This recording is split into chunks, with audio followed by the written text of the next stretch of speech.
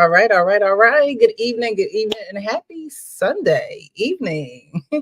I know this is a little change for the Real Precious and those who are on the panel, as well as those who will be watching. However, the only constant in life is change. So thank you guys so much for being here. Thank you for our panelists. We have Arpain, Sean, and Kenny this evening. Arpain, how are you this evening, sir? I'm doing fine. How are you? How's the panel? Everybody good? Yes, doing good, doing good. Mm-hmm. Yes, doing well. All right. Kenny, how are you? Doing amazing. Good to have you on the panel again. And I think those who are watching, Tarika, I see you in the building. Thank you so much for being here. Thank you. I also see Dr. Still. I feel like it's been a while since we've seen you, Dr. Still. So thank you so much for being in the building. If you guys don't mind, definitely hit that like button as you come in. Share the live. It's going to be a short one today. This evening, I should say, we have about 3 or 4 videos. Some good topics, though. And so I wanted to get the men's perspective. This evening, we're saying this is who men emotionally cheat with. So that's going to be our last slide. And it actually goes with another video that I selected because hearing both sides from the woman's perspective to the man's perspective, there's something that's missing in the middle. So I wanted to get to that tonight and get you guys' perspective. Before we get there, though, y'all know Kendra G, she has the dating singles live, and people go on there and find love. She asks them all these questions and things of that nature. But I wanted to watch this video with you guys. I actually watched it live. But I want to watch it with you guys because this is the men's panel, and I want to get you guys' perspective. I think a lot of times when people go on the Kendra G show, especially women, of course, there's more women than men. They don't understand sometimes how outlandish they sound. They have these requirements that they've never had before for other men or other people that they've dated in their lives. And then they are live with Kendra G and she's asking these questions. But this particular woman is very beautiful, but there are some twists and turns in the interview. So I'm just going to shut up and put it on the stage. I'm 51. No, sir. And I'm a grandma. Yeah. You do not look 51 at all. Can we do the Kendra G early? I want to see this body. There's no way you're 51. I am 51, honey. Oh my God, what the hell? You are a fine ass 51-year-old woman. Are you serious? Shy. I don't normally ask these questions, but I'm so curious because you look so damn good. Did you do any body work? Okay. Yeah, you got the breast done. A little bit, I'm a little, I nursed 3 children, but I work out 5 days a week. Like, I don't play with it. Yeah. Okay, got you. Okay, enough said. All right, let's get into it. Where you calling me from, Shy? I am calling you from Florida. Okay. And what's your zodiac sign? I know you're 51. Stay still. Pisces. Can you get that? What do you do for a living? This is my beautiful daughter too. I don't want to be on the phone. I work for my son at a men's luxury spa. You work for your son at a men's luxury spa? Yeah. Yes. We're here in Orlando, Florida. It's men's luxury spa. Okay. So you have 3 children. How old are your 3 kids? Let me see. Oh, she's 30, 29, and 17. So I am going to pause it right here. So far, what do you guys think of Shy? Well, I mean, she seemed like a typical woman who's 51 years old. Obviously, I don't think she's married. Sounds like the 3rd child by somebody else, if I had to guess. And it looks like her first child, she looked like she's a swirler to me. A swirler? Yeah, probably got a white man with one of those kids. So I'm just passing judgment. I'm just passing, yeah. Okay. I know we come in all kinds of colors, but I'm just throwing that out there with no information. So just to get it started. We're gonna get there, but thank you. Sean, what do you think of Miss Shy? already so far, I should say. I mean, I'm. She's a Pisces. I'm concerned with that, but no, I'm just joking. No, I mean, she looks attractive. She's attractive, but I'm concerned where she's gonna take it. A lot of the attributes of what she's describing, looking for a man, being on the show, 3 children, 1 17, the other 2 are grown. I'm curious to see which direction she's gonna go. Kenny? She seems like a assertive woman from how she speaks. She seems like she's on top of her game, as far as I can see with this short bit. That she doesn't seem unpleasant, but can't really read too much into it before questions start being asked. But she seems okay so far. Okay. This phone and camera is just making we aggravated. Ooh, Okay, there we go. We're set. I'm done. I got it. It's secured. Okay, so you have 3 kids, 30, 29, and 17, correct? yes. Yes. It's a delay. In Are they that. all by the same man? Yeah. Wow. My first 2 are from my first husband, and my second son is from my second husband. So 2 men. Yes. What kind of men are you looking for? I want someone who is around my age. I want someone who is, they don't have to be in Florida. So long distance is okay because I'm going to be working a lot. So that's fine. Someone that's going to fit in my family, Money. Should he make a certain amount of money? Oh yeah, I want him to be financially secure because it's going to show his stability that way with business. Because like we're a business family. My son runs like 15 different businesses. I help him with the spa, but I also help him with other businesses that he runs. So they need to understand that. So what's the minimum? Like, can he make $75K a year? I need someone a little bit more ambitious. Okay. Can he make $100K a year? But if he made that and like owned some other things, that's different. So then he wouldn't make $100K a year. He would make more. Right. So is $100K too low? Yeah.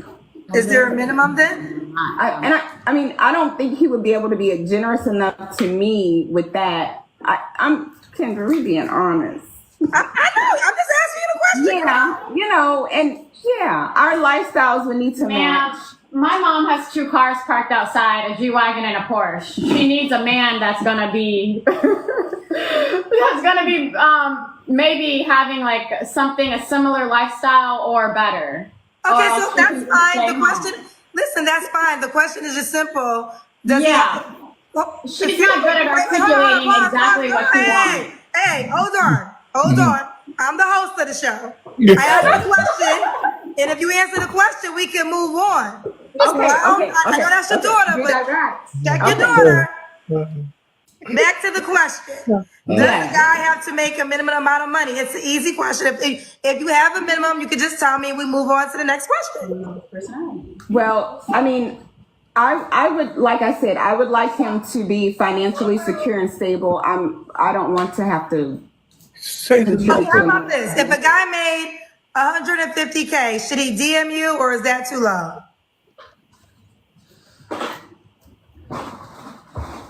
Well, I mean, I'm in my 50s. I feel like if he's just doing that at 50, he should be really secure. I want him to be secure. Okay, so more than $150K. Yes. Okay. All right. So we'll leave it at that. More than $150K. All right. We had the bad Wi-Fi before, but you so fine. Let's do the Kendra Cam again. Okay. I need to get out. We fine now. 51 But wait, why somebody put in the comments, did she lock him in the pantry? She told the boy that she somebody said that she locked him in the pantry. Wait. 50K. Yes. Okay. All right. So we'll leave it at that. More than 150K. All right. We had the bad Wi-Fi before, but you so fine. Let's do the Kendra Cam again. Okay. Okay. I need to be out. He fine now. 51 and fine. I don't know if I've ever seen a 51-year-old this fine. Well, you gotta stop thirsting for it. Let me do it. We see him. All right. So y'all seen the whole video. Oh, that's the whole clip. Okay. After you've so well that wasn't the whole thing, but that was pretty much No, I know what you mean. Yeah. the conversation. So after putting it all together, what do you guys think about the exchange between her and Kendra? Nobody wants to go first. She's scatterbrained. I mean, she's completely chaotic, man. She can't even answer a question. I mean, after a couple of look-sees at those breasts up there, I'd probably get bored. Because she's, I wouldn't want a woman like that. Right. I just wouldn't. I mean, she might be for a fun time and for a short time, and that's about it. And the fact that she couldn't even answer the question about how much money she's looking for from a guy, that would bother me too. She just refused to put a number on it. Kenny? I don't know if Kenny's there or not. So I had commented underneath of the video on Kendra G's channel. And I said that, the lady is who she is. She comes on here on the show. She wants to find love, or it sounds like she want to find, a long distance relationship so she can probably go places. She said she's going to be working a lot, which means she's not going to really be giving this man that much attention. Not to say that men require a lot of attention, but if you're really looking for something serious, then she made it known that she's going to be working a lot. If you're being intentional with someone, you're going to want to make time and things of that nature. But I had commented that why, when people go on a Kendra G show, they kids running around, her adult child said that she didn't want to be on camera, and then comes on camera when her mom can't answer a direct question from the host, which is Kendra. And so her daughter replied back to my message, and she's like, well, I don't care to be in my mother's dating world. And I said, well, back in the day, kids didn't know about their parents' business like that. Like, you know what I mean? A kid stayed in a kid's place. And I just thought it was so inappropriate for her to get into the camera, because at this point, it's who's the parent here? Who exactly is the parent here? And like I said, Arpain, she can't answer a question directly. And without being able to answer a question directly, how are you going to date? That was disgusting. As the young kids say, that was some nasty work. She just lost all the glitz and glamour she had once she started dictating what is required for a man to be. It's okay to say the standards that you would want, but be happy with the outcomes that come with that. The things that she wants, if we go back to the Chaos dating model, you're 51, you're a grandmother, you look good. There's a lot of younger women that look good that don't have as much baggage as you. Okay, you're a woman that living a certain lifestyle. Your big mouth daughter already said, she got a G-Wagon and a Porsche outside. I'd have left as soon as she started talking. I'd have been like, thank you. I think I'll save this money. High maintenance, like the person said, of course. And men of that age, she said, I want someone around that age. Those men typically know the things that they want in their life. And when you're meeting less sunsets and sunrises in your life, the woman in your life has to exude peace. And that comes in many different facets. And that quickly unraveled like a stale pot of collard greens. Oh my Okay. God. I digress. Sean, get some of it. Superficial. I mean, to each his own. You can be superficial if you like, but you get superficial men, and you get super. You basically are requiring a high price escort, as far as I'm concerned, and whoever could afford the price can dictate what they want out of you, and that's uh, when you say those are the things that you want, like Kenny just said. Sometimes that comes with certain attributes that you might not want. So if that's what you want, to each his own. I ain't even gonna get into that. I'm so tired of getting on women who are superficial because it's so rampant right now. But the point is, if you're gonna be superficial, you're gonna get superficial personalities and characteristics, and that's what you're running away from, and why you're single usually. So the cycle Yeah. continues. Yeah, she had 2 husbands, and you know what? It's clear that she talks about this stuff with her daughter, 17-year-old. I mean, it's clear. So Sounds like she taught her daughter to be superficial as well, because the thing she no doubt, said was no doubt. very, yeah. Oh, my mom got G wagon. Who cares? We ain't asked that about your mom. We just like her rack right now. Can we go into? She got arachnophobia for sure. Yeah, I mean, and now I'm feeling like they're fake. So now I'm turned off by your rack They that I are. thought was. Did you drop off when Kendra asked her if she had any work done? Because Kendra don't I, usually ask that I question must have. to I women. must have. That's one question she doesn't ask unless, I mean, you would have to volunteer that information. But because she was so put together, Kendra's like, I don't usually ask these questions, but did you have any work done? Because at 51 and looking like that, you know, I mean, honestly, don't nobody want to look like grandma no more. I no, there's no woman growing up like grandma did, or you know, growing old like grandma growing old. You know what I mean? Everybody want to look like the 25-year-old. Oh, And yeah. you can't age gracefully, you know. I'm not saying you gotta look like, you know, a grandma with the glasses and the chain and the walker and things of that nature. But you can still look your age and not, you know, have to feel like you need to look younger in order to feel like a woman.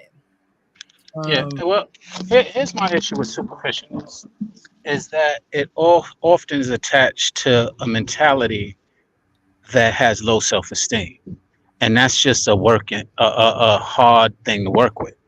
When you have low self-esteem at that age, especially, but you are covering and disguising it with everything else other than addressing it, it's going to be a challenging relationship. You see that? I mean, she works at a male luxury spa, so she's running into men day in and day out, probably. So you know, I don't think finding a man is a problem. One may be a problem, but That's funny because she's running into the men that she claims that she's looking for, but yet she probably getting them. But again, what comes along with those men who are in those spots comes a lot of superficialness on the male part. And superficial deserves superficial, and they match and merge well with each other, and are usually unhappy with each other in the outcome because they really have no substance. Hey, Sean, she don't get chose. She for the short stay. You understand? A woman that looks that good, she come with mad baggage. You come with rude ass kids. Let's start with the top one that came on the screen. And it's listen. I do not care what you have outside. That actually contradicts what you said. I helped my son run 15 different businesses. You're a woman. You just want somebody to be there to love you. Someone that you can trust and lean into. Someone that's not there to make a mockery of you, use you, disrespect you, denigrate you. Your statements that you made denigrate men that would even give you a chance. Because now you're partly saying they have to eat the cost of your prior decisions. Someone has to be able to cater to me. He's not just going to be able to cater to you. He's going to have to cater to your grandchildren, you know, Annie, who was back there. The sun will come out tomorrow, tell him all that good stuff. Who want to deal with that? I ain't staying over here. Yeah. I got one pushback for you, Kenny. She don't give a shit about those grandkids. She just want the guy to take care of her. That's Yeah, you it. saw her throw the kid in the pantry. Yeah, but I'm just saying when she was talking about somebody, yeah, she's talking about somebody and to take care of me and all that. All she's thinking about is fly me out here, do this for me, buy me that, buy me that. She don't She care too about old for that. She about 5 years from that AARP. She is no. She's She's AARP already. She's 51. She there. Listen, And- 51 years old, man, and women are still crispy like hell, man. Hey, are you kidding me? I mean, the blood's still flowing. I mean, Well, she can't drop down and get her eagle on. I bet she can't do that.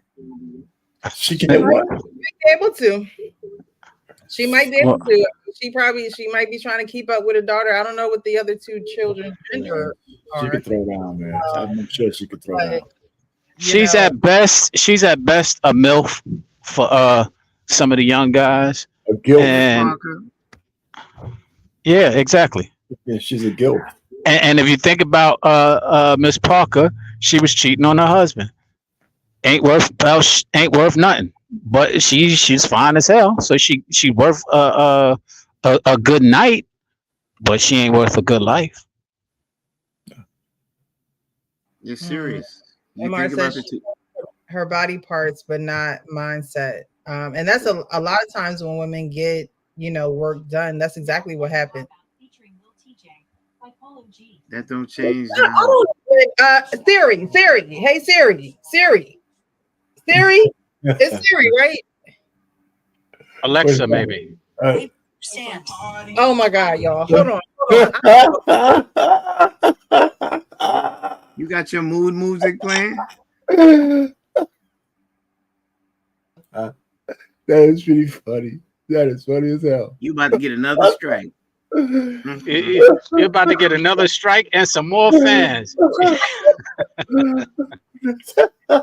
That's pretty good. That's good. Technology, man. Oh my goodness. About to have a party up in here. Ain't nobody. Okay, back to the show. So women get their body changed and they don't change their mindset. They don't change their mindset. They barely change their eating habits and things of that nature. Like, you know what I mean? So in her case, it looks like she only got, I guess, maybe her boobs done. I don't know if she's had anything else. But to nurse 3 children, there are a lot of women who say, I nursed a lot of children, or I nursed this person and that person and this person and this child and that child, and I want to get my boobs done. That doesn't change your mindset, your attitude, the attitude that you give off, the people that you talk to, your mindsets towards certain things, such as relationships. She wants someone to be generous to her. And generosity starts before a man opens his wallet. I don't know why women don't understand that. Generosity starts before a man opens his wallet, but women think that once he opens his wallet and he's giving me money and it's coming on a regular basis, that this man is generous. No, he could just have money. And a lot of men aren't just doing that unless they have, some balling career, or they're a music star, a rapper, or something of that nature. But most 51-year-old men are not trying to just spend money on women just for the hell of it. Well, it depends. It depends on how much they have. It depends out of it, and it's not the relationship that the woman wants. What were you saying, Sean? I said it depends on how much they have at that age. And a lot of times that is exactly what they want. They want somebody that they know the price.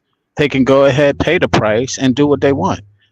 And then we find bitter women who give a price, and then they feel cheap, and their self-esteem goes lower because that's all they're worth is that price.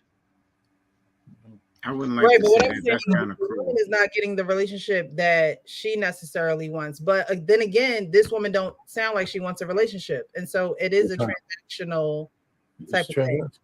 So can I add some precious to that? See, she says she's looking for a man 51, right? Mm-hmm.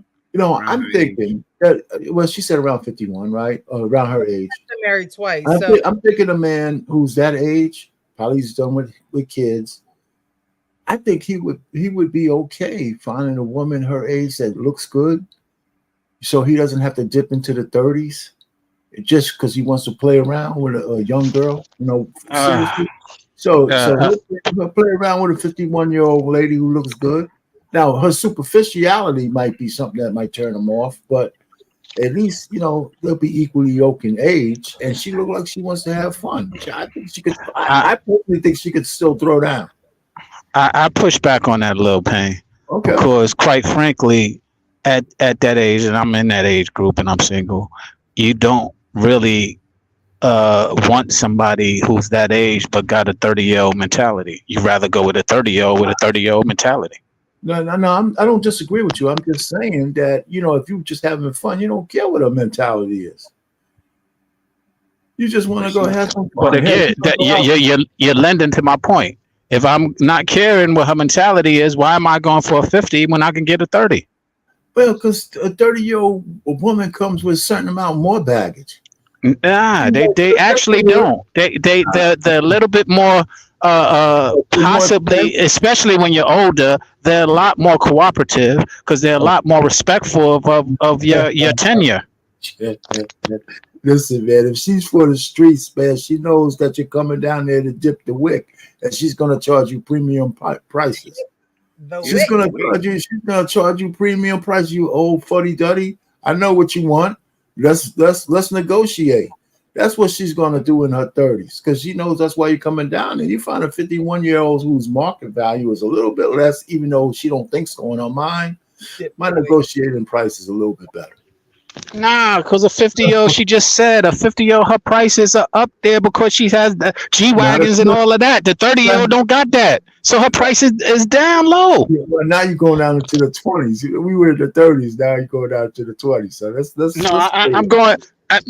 I'm saying 30-year-old don't usually have two cars, G-Wagon and a Porsche. No, forget about her cars, man. That's her daughter talking about. But that's the price, though. But that's the price you pay. That's what I'm trying to say. That's the scale of the price. He ain't buying those cars for her. He's gonna have his own cars. She was married twice. Yeah. So I think the first guy there's no argument, Sean. We can look at it two different ways. There's no real answer. She was married twice, like Precious said. How'd she fail twice? The second husband passed away, but she didn't want to speak about how he passed. But they divorced before he passed away. The first husband she was with for like 17 years, I believe she said. They met in like high school. And I believe she was married to the second husband for like 4 or 5 years before they divorced, and then he passed away. She put him in the grave, got the insurance policy, got it. Let me not be cruel. Let me not be cruel to her. Men of value, we've broached this many a time. She would not be the first pick.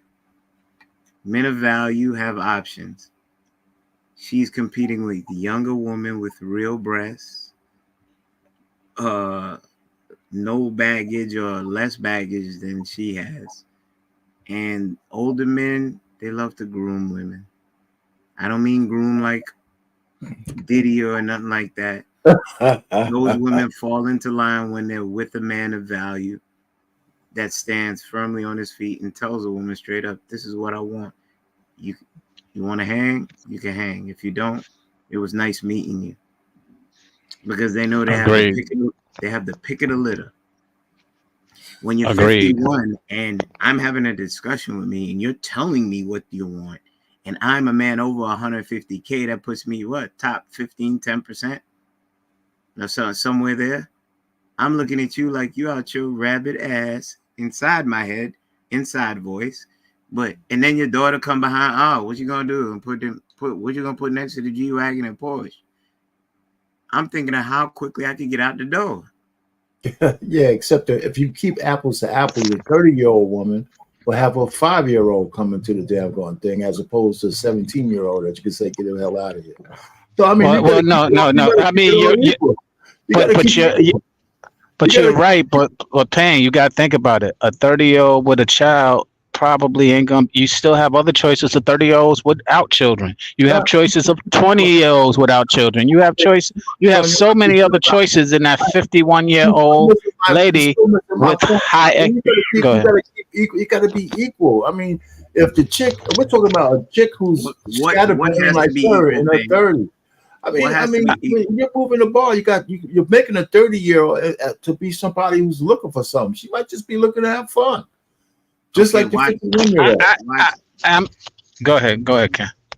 Men of that age that she want pretty much have an idea of what they want. They will dictate it. They will not ask. They will dictate.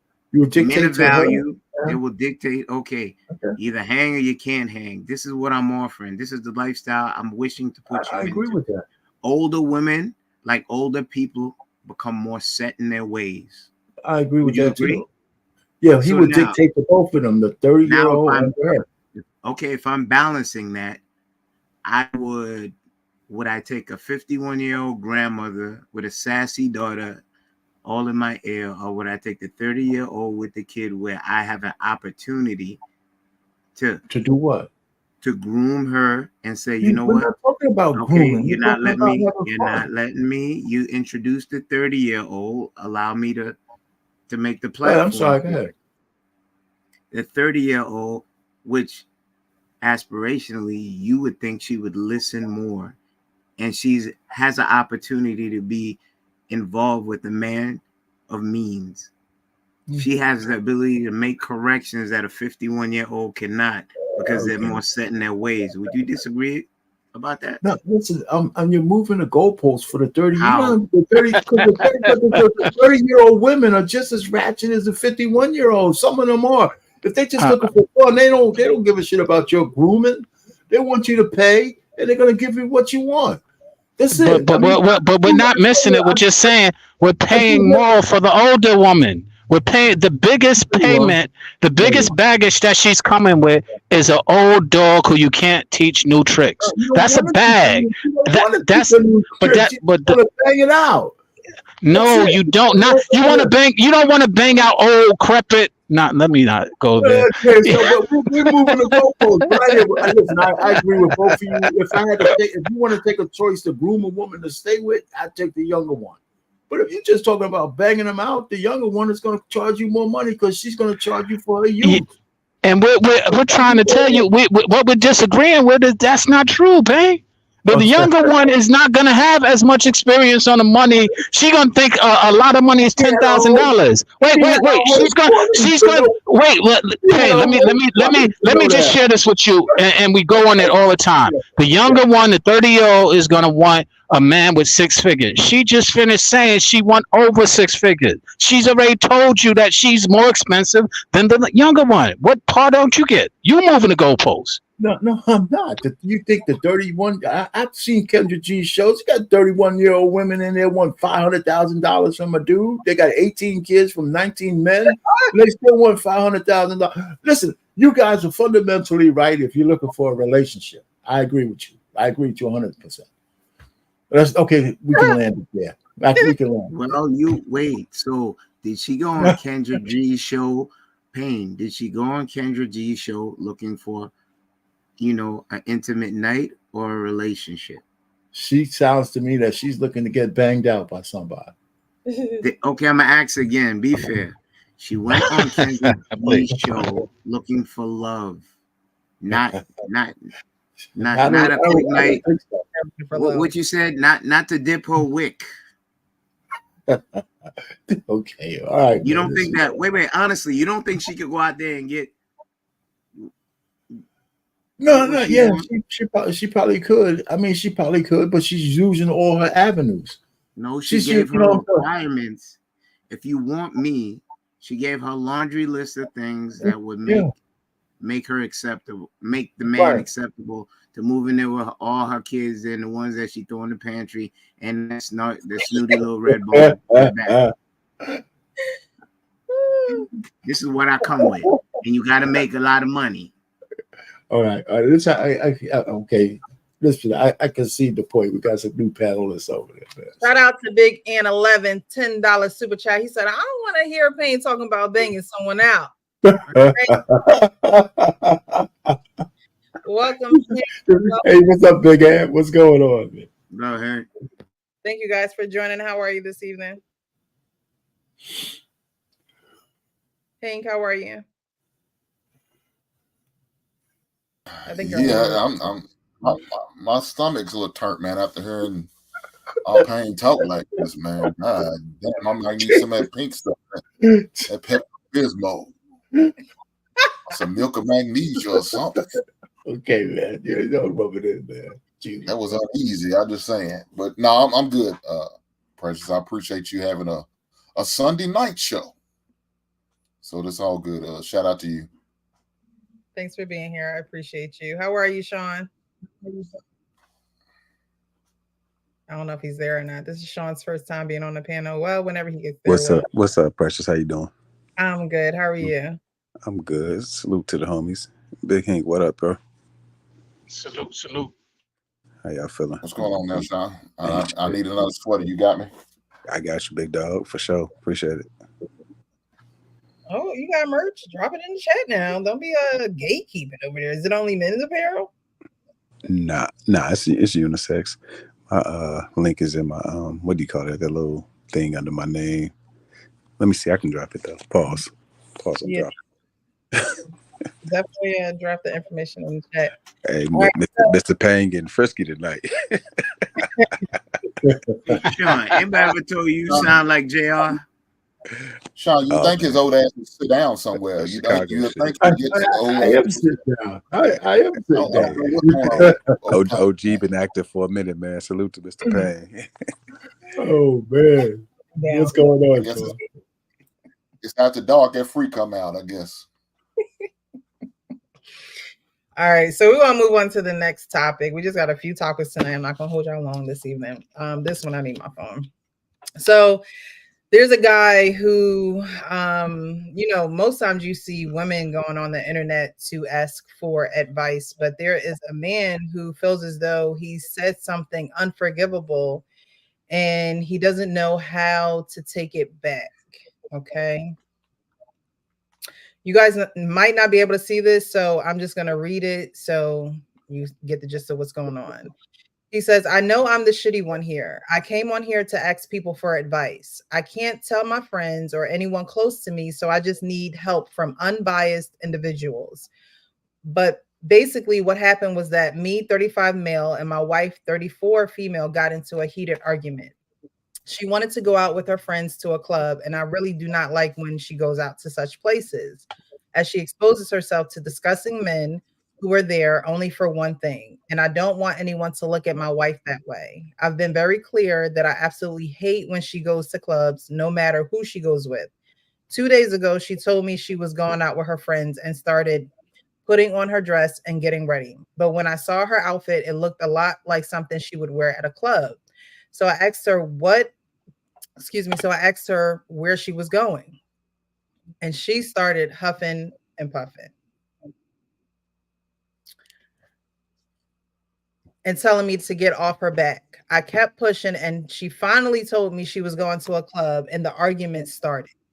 We were saying a lot of things to each other that wasn't very nice. But at some point, she said, be happy I married you because I'm the only one that was able to take your BS. And I responded with, yeah, actually, you are right. The woman I actually wanted to marry left me, so I settled to be miserable, but at least have a partner. After I said this, she didn't have to tell me how deeply I screwed up. I already knew. She packed all her stuff and our baby and went to her parents. I've been calling and texting, and she's not answering me. I know I screwed up. Please help me. Women who go to clubs are disgusting, and I don't want my wife to look like that, but she doesn't seem to understand. The only thing I know, I really messed up and was telling her what I told her. So they had this heated argument. She wants to go to the club. He don't want her to go to the club. She's getting dressed. They have the argument of, hey, she says, be happy I married you because nobody else is going to deal with this BS. And he said, I only married you because the person I was in love with left me. So I decided to settle and be miserable, but at least I'm with a partner. Is that something that you say to your wife and then regret it? Or is this something that can be repaired and fixed? Man, he is his name is Goofball Jamal.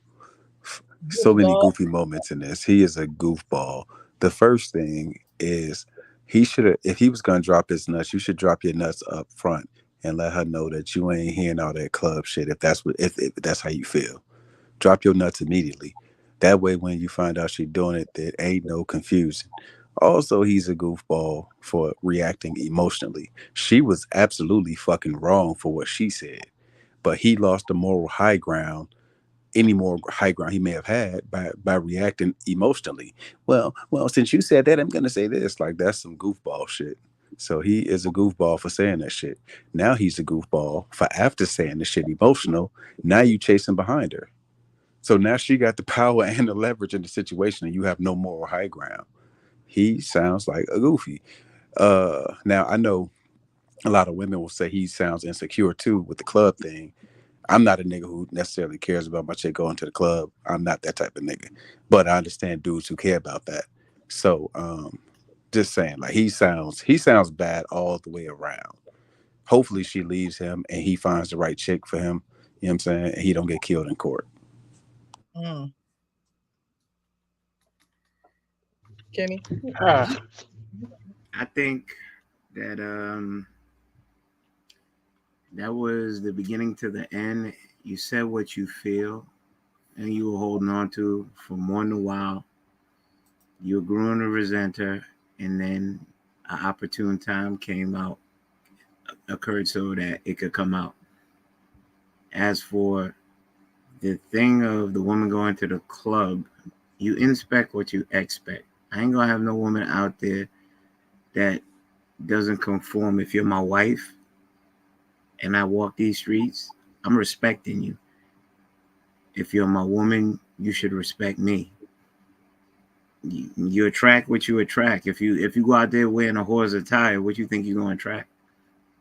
I know there's a lot of brothers, some that I know that are in prison, some no longer here, because a woman put them in situations because they couldn't follow decorum and etiquette of a relationship, and things got escalated. As for that relationship, listen, that looked like that was a pot of gumbo that nobody wanted to taste that bubbled over. Maybe they can get counseling. Maybe they can find a church elder and sit down. I don't know the dynamics because I'm sure there's more context than just what we see. Maybe it's salvageable. I know worse has been said in other relationships, but I'm thinking aspirationally. Right there, they're in a bad place. If they can conquer this obstacle, I think they can be together forever. Or they can easily let go the vows that they promise till death do us part. Rich or for poor, that also goes for trying situations. If they're willing to dash that away easily, so be it. They got to run their race. I'll land right there. All right. I think they're in a great position. Let me explain. They've been holding on to that resentment for some while. Her resenting the fact that she's married and still wanting to go hang with her girlfriend. Him resenting the fact that she ain't complying. So they've been holding it in, and it was an implosion or explosion that happened, and it came out through their words. Okay, so fine. All right, let it out. Finally, it's out. All right, so cool. Now, if y'all really care about it, you got your feelings hurt that you want to pack up your stuff and go. Now you want to go to your mother house. You could have been going to your mother house with the kids prior to trying to go to the club, but you didn't want that.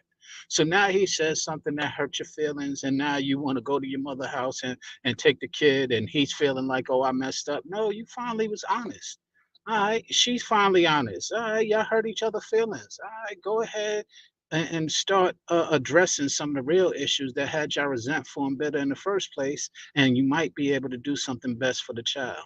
But unfortunately, you were sitting there getting in a position of where the child was suffering, y'all was suffering because y'all just wasn't being honest with each other. Y'all just wasn't regulating your emotions properly, and y'all playing the game of who got the leverage.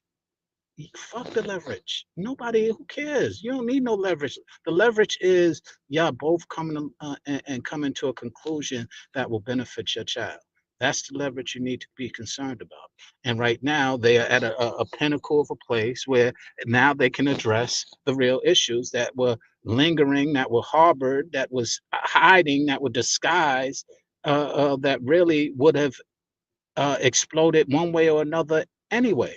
So be glad that it exploded verbally as opposed to physically, because they do have a child that still needs both their mother and their father, and neither one of them was doing a good job of being a mature man or woman who took vows in order to start a family. They was too busy thinking about other things. So they're in a great place, you ask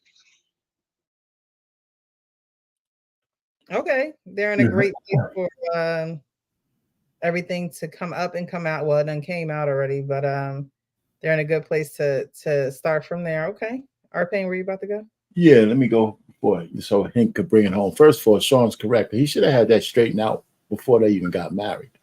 If you got a wife, a woman who wants to club and you ain't for it, that's supposed to be one of the things on the table. And if you couldn't handle it, I wouldn't marry you. You know, that would, if that's a deal breaker for you. Now, one of the things is it seemed like she was habitually going out. When your woman is habitually going out to the club, she's thinking about somebody else. To me, it's you know, because the only thing you get there is she needs some validation from other men. That's how I look at it. Now, the other part, or what I think what she said to him, she meant it. And what he said to her was in reality retaliation. And I'm not so sure he meant it. He just said it out of hurt and immaturity. Right? So she was telling him, she gave him a message. I'm only with you because nobody else wants you, kind of thing. And I think she meant that. She's have already clocked out from this dude. That's how I'm thinking. She's already, and he put the nail in the coffin when he retaliated the way he did. But I think he wasn't picking up the messages, especially if you're getting those kind of arguments. You know, that's what I think. I mean, women. You know, I think she's giving him a message. He understands the message, but he doesn't know how to deal with it. Right? Yeah, that's what I think. And so he dealt with it the wrong way. I don't think. First of all, he could be. I think his remorse by trying to beg for her back, he's making it worse. You know, hell with that. You know, hell with that. You know what? I would have to just. If you're gonna leave me, I'm not gonna chase you. But give me my kid and get the hell out of here. That's what I'm saying. Yeah. I wouldn't fight about that. They're 34 and 35, and she's still worried about going to the club. Yeah, man. She's clocked out. I mean, how much clubbing can you do? Like, the living room need to be a club at this point. You know, like, come on. If you got a baby, like, things are paying.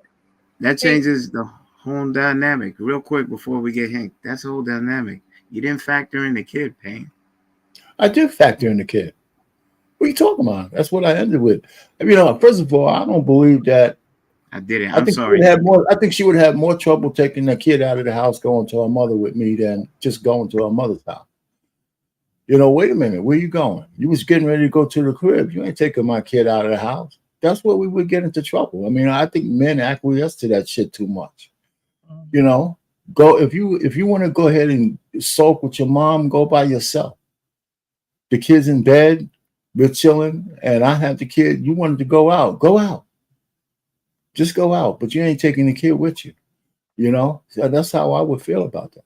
So anyway, that's just me. You know, men acquiesce too much to chicks when they get like that. You know, don't be taking my kid. Hell with that. Matter of fact, let me go do a paternity test. I'm not sure it's my kid now anyway. I just do that shit with you. You know, so. Anyway, but I'm done.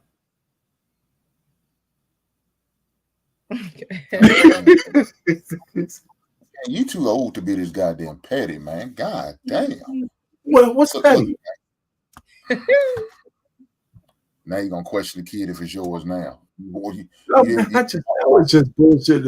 I'm bullshit with that last part. No. Payne, I think you dead serious. I believe No, you. I believe no. Wait. Not on this one, but not on this one. Now, let me say this. So I agree. That conversation should have had it from the get-go. You know, more than likely, you probably met her ass in the club anyway. That's probably where you met her. So if that's the case, you know, you should inquire about her interest on going to the club. Are you in this place a lot? Is this something you frequent? You know, and if that's an issue for you, my man, you need to either say something about it or let her be, because you know you can't handle it. At the end of the day, he knew he couldn't handle it. So she was petty by making a slide statement like that. Well, I'm the only one. Yeah. She went from the gut punch, and that hurt him. So his way of trying to get back is try to go even lower. And so that's what he did. Now he's feeling some type of way because he went when he did wrong. You know, as a man, you know, we got to take the high road sometimes, and sometimes it's hard to do it. When you got a petty heifer like this, it gets even harder. So with that situation, he probably should have walked up on the guy in her face and looked her straight in the goddamn eye. Don't you ever talk to me like this. Probably what he should have did. Don't put hands on him. Just get up a stern stare and look the straight eye. Don't you ever talk to me like this. I'm a grown ass man. And then just with whatever will happen after that. Now, if she got upset and said some extra shit, then you walk away. Turn your back on her ass. Because right then and there, from where I'm from, that's a sign of disrespect. You're going to disrespect her by turning your back on and not giving no attention. Give her ass the goddamn cold shoulder for the rest of the night. So you saying fuck you without even saying the words. That's what he should have did. But he went the petty route. Now he dealing with it. Now he about to go in key sweat mode to try to get her crazy ass back. And I don't even know if it's a good idea because it sounds like they are a match made in hell. I'll leave it there.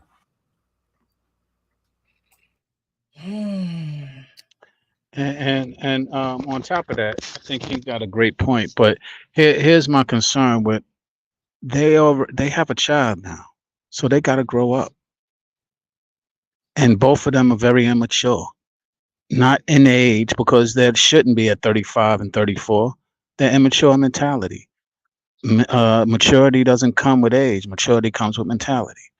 And, you know, unfortunately, if they didn't have a child, I would have a different position. But at this point, that's why I said they're in a great place, because they need to address some of these things because they have a child. They got married and have a child for whatever stupid reason, good reason, whatever the case may be. We can't even dwell on that right now and just leave it and up and leaving. That's childish. We got to now buckle up and be mature. Be a grown man and a grown woman. Figure out, I hurt you by what I said. You hurt me by what you said. How are we not going to hurt each other so that we don't hurt our child? We have a few comments here. World Class said child alienation is all I heard. And that kind of was speaking to what our pain was saying. You know, if you're going to leave. But leave the child here. What you taking the child for? Taking the child is a maneuver that women do when they want to not say that they're not coming back. So it's like they're taking a child, and that's the statement. Like, we're not coming back, or I'm taking the child away from you. And like our pain was saying, you know, too many men acquiesce to that. And that's how you end up with so many single family homes, because, you know, there are women who have sex with men that they're not with, or they're not in a relationship with. But you have men and women who are in relationships. They have a child now, for granted, they aren't married, which they should be, but they're in relationships, probably have been in relationships for a while. And now a child has come along and all hell is breaking loose, like Sean is saying. And instead of taking a step back and evaluating and saying, okay, I've been with this person for a long time, or I've been with this person in a relationship without a child. And instead of taking inventory of the things that's not working in a relationship, or that's not getting, you know, you're not moving each other in the way that you should to get the responses that you need from each other. Instead, you're throwing jabs, you're fighting unfair, you know, and those things are not going to progress the relationship. And now that you have a child, another addition, another dynamic, another growth in the relationship. If you're not growing in your relationship, then raising the child is not going to help that. So you have to get on the same page beforehand. And like we talked about on Thursday, be mindful of, certain behaviors. Dr. Still says one is emotional and the other was arrogant. Yes. I don't know, for a man to say, I only married you because the woman I love left me. I mean, I think it would take a lot for a man to actually say those words. We're actually, the last two videos, we're actually going to get into a woman pretty much saying, I don't think men really verbalize what you're saying. And she's talking about the man who was speaking in the video. And then again, I have another video that I'm going to show where a woman says, we could tell when a man is cheating, but we can't tell when he's unhappy. So I think that there's something in the middle there. But this man went all the way to the left and was like, hey, look, you think you the only one that can put up with me? I only married you because the love of my life left me. So, I think that's going to a place where this man obviously needed therapy or emotional support when the woman that he did love and that he was with left him. So we not to say that everyone's the same, but you have to ask, why did this woman leave him?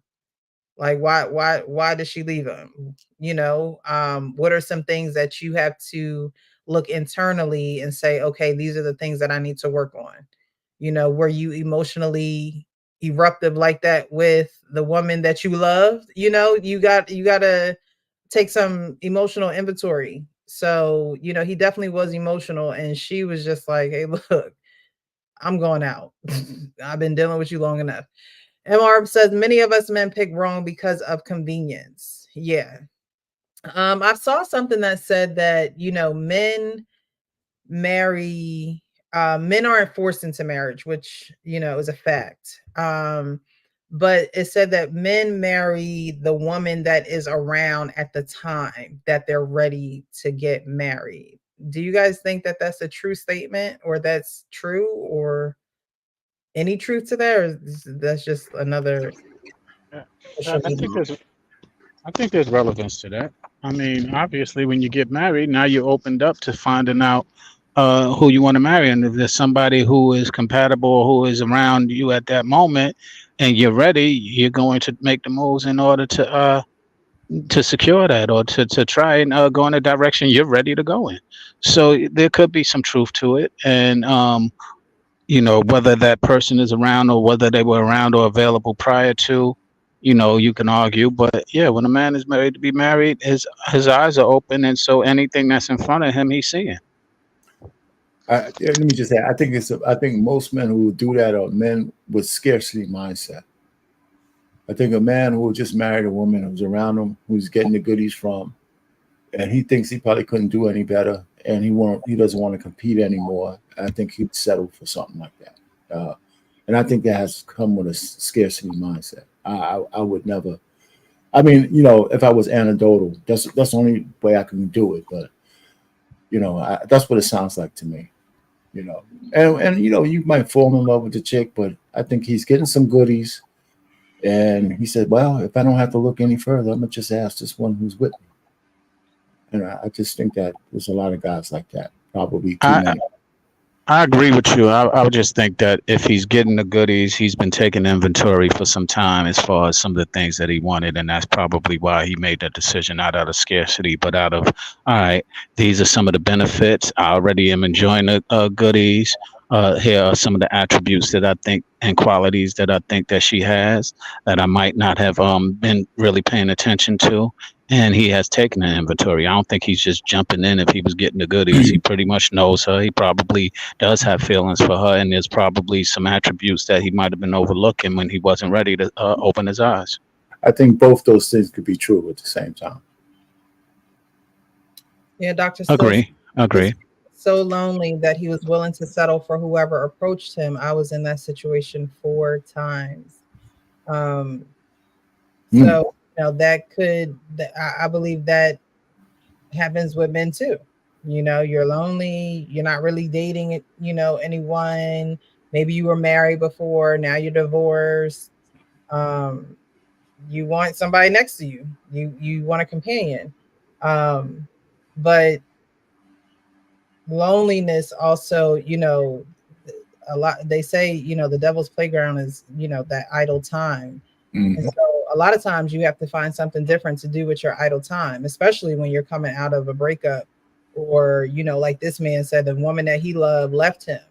That's when you have to do something, productive. And that's usually men start to work more, get in the gym, do things that's going to take their mind off of whatever is going on. But there are men who fall into that loneliness trap, and that loneliness trap really blinds you from what you need to be seeing in a woman who, you probably shouldn't be with. But because she's offering you the physicalities of what, you're lacking, it seems like you're getting that 80% when really you're only getting 20%.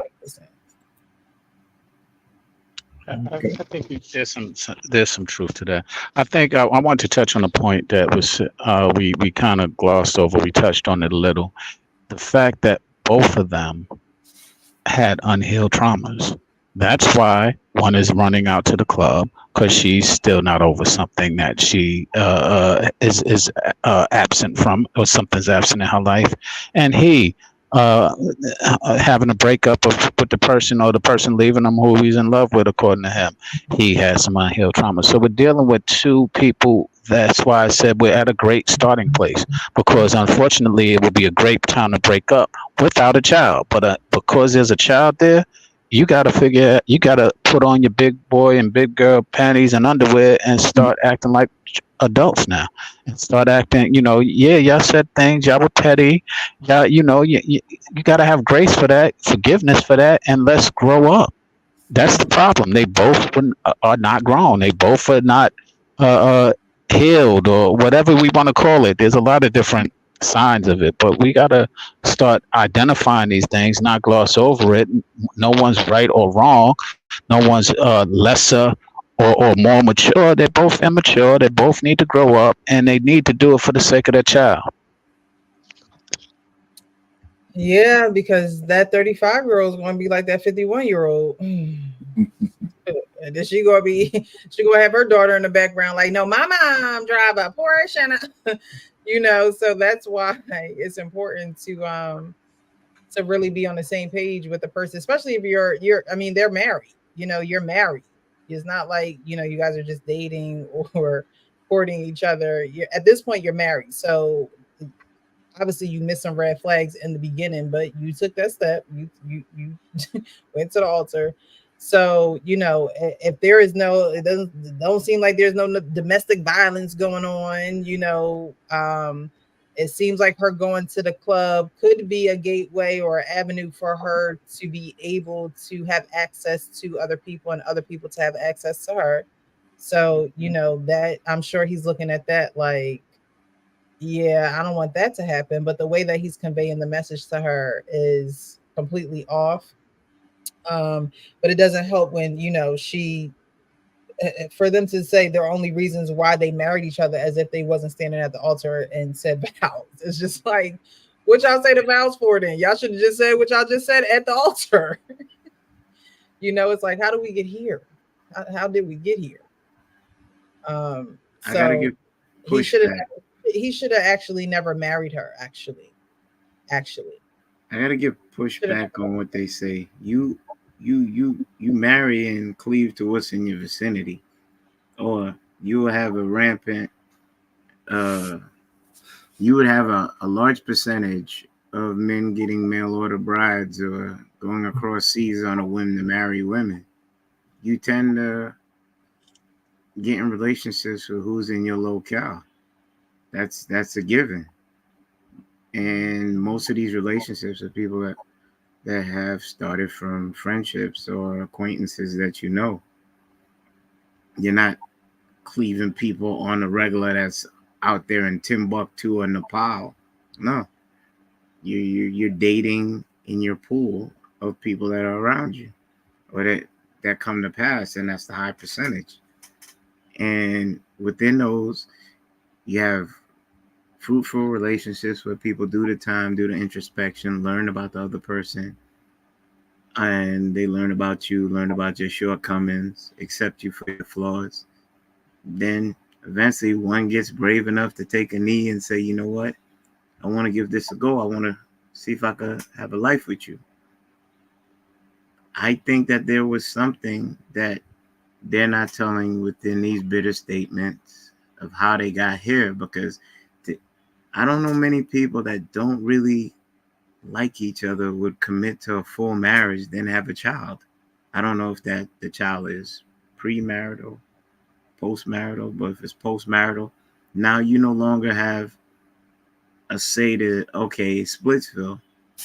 You have a duty to that child. Do you not? You're in there, and then you guys are having these discussions. Is the child present? And you know, children are sponges. So now, if you lean to what Sean said, even though, you know, none of us are clinically certified to make these calls on what these people are, you would be spreading trauma. If you're gonna break amicably, break amicably. That kind of petty stuff. Oh, I'm gonna do what I want. I said what I said. You know, and then you still want to be with her. That means there's something in your heart that still cleaves to her. It's not as simple as what is said. That's why I said what I originally said. Them seeking counseling, trying to work it out. If it can't, then at least be grown people about it and split amicably. But not just like this. You're gonna pick up the kid and just do that, because that's what most women do. The leverage card to be spiteful. Yeah, in the beginning of the of his excerpt here, he says, "I can't tell my friends or anyone close to me," and to me, that's a red flag, because, you know, and we're going to get into in the last video, but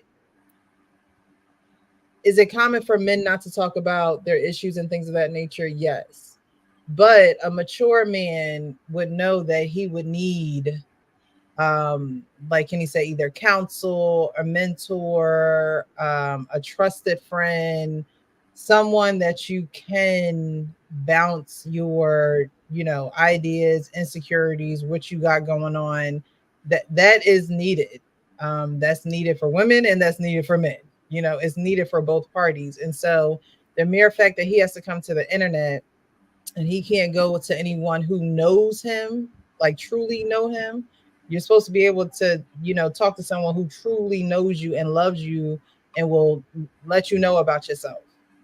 You know, pretty much tell you that you tripping or that you need to seek some help, or, you know, that is very important. But we're going to get into the next video. It's a short video, but right after that video, I'm going to play the next video. And I just want us to be able to kind of meet in the middle with these two videos.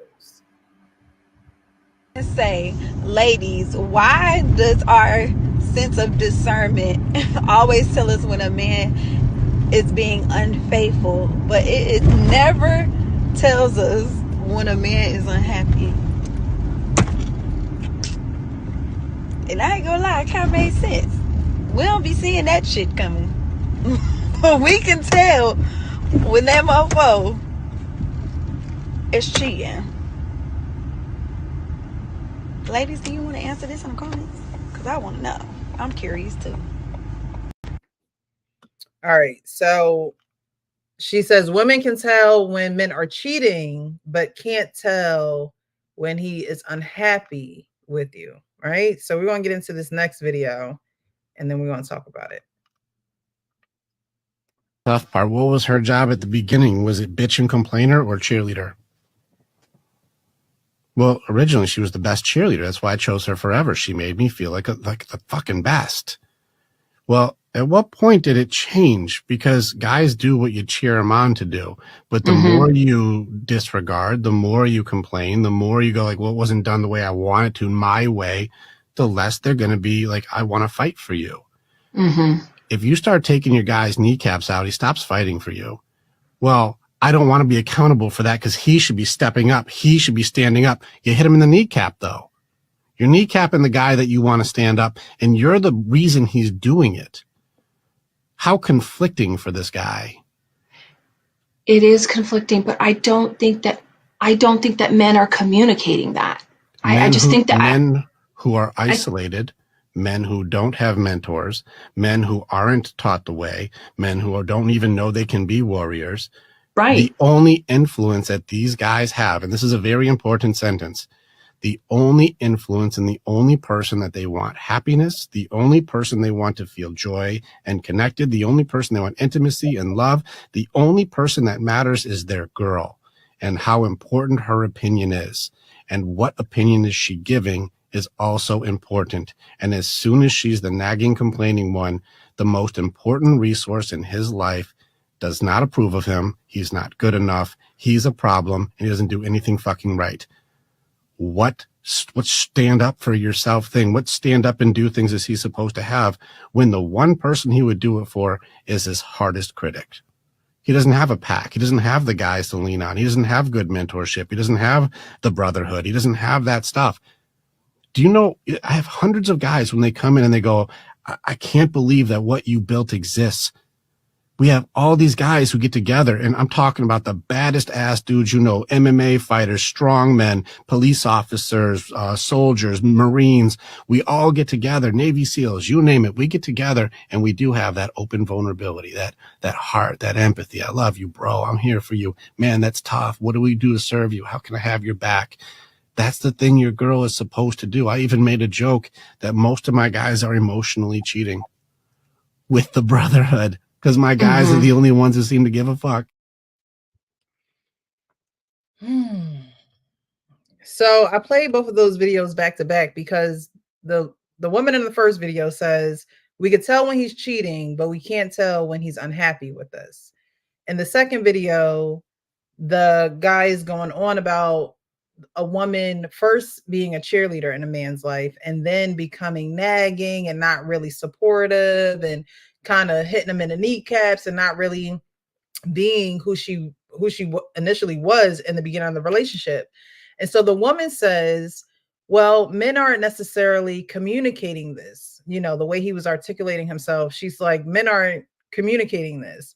And he's saying that, well, when she act like that, why would I want to communicate with her? I'm just going to go to my brotherhood of men that we've, you know, formed this bond. It's a lot of different type of dynamics of men in the group, and they all get it. They all understand where I'm coming from. They all can vouch for me. They all can support me.